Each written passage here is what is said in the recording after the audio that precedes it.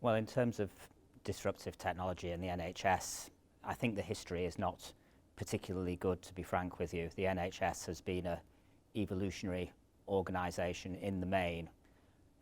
Having said that, I think there is a growing realisation that the old ways will not do anymore.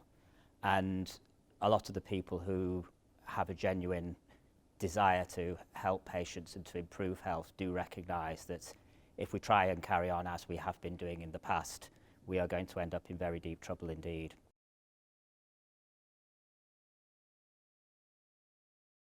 It's really central. I would say that, wouldn't I? But you only have to look at the numbers. In the past, in the NHS, we've obsessed and worried ourselves about changes of 2 or 3% in the budget going up or down. If you look at the projected gap between what we have now, or what can be reasonably expected to have in 2020, and what we would need simply based on doing what we do today. So no new treatments, no new procedures, simply projecting our current activity onto the population that we will have in 2020. The estimates vary, but a popular figure that's bandied around is a 20 billion gap. It may be a good deal more than that. But we're talking about something of the order of a 20% gap between what we're likely to have and what we would need to just carry on as we are. Now, that's a system breaker. Unless we do something radical in terms of reducing the burden of ill health, and that means moving the focus from the National Health Service, which of course is a misnomer, it's never been that, it's been a National Disease Service.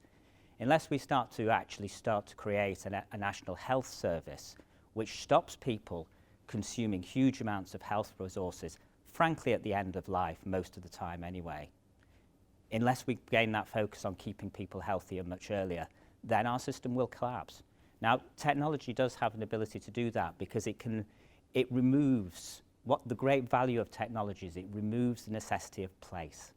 It can move the provision from in the ivory towers of hospitals where it has been, even to some extent the very localised GP surgeries, and move it out into people's homes, into their mobile phones, into their everyday existence. And I think that does have the capacity to produce the sort of sea change that we need.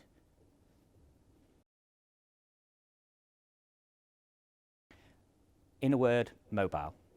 I think the importance of mobile technology simply can't be overstated. When people talk about mobility, they frequently think about what's going on in the community. They think about patients in their everyday lives, and of course that's incredibly important. But the truth is as well, it doesn't matter where you are in healthcare. We don't work, generally speaking, in most settings in offices. It's broadly speaking true of GP surgeries. It's broadly speaking to an extent true of the outpatient clinic. But it's not true of community healthcare. It's not true of inpatient care in hospitals.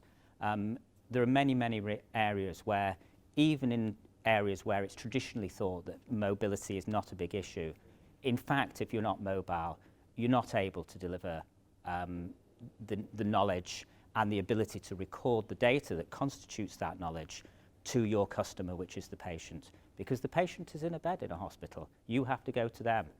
And that's a paradigm shift from a lot of the office-based mentality of IT, which still hasn't been fully taken on, in my opinion.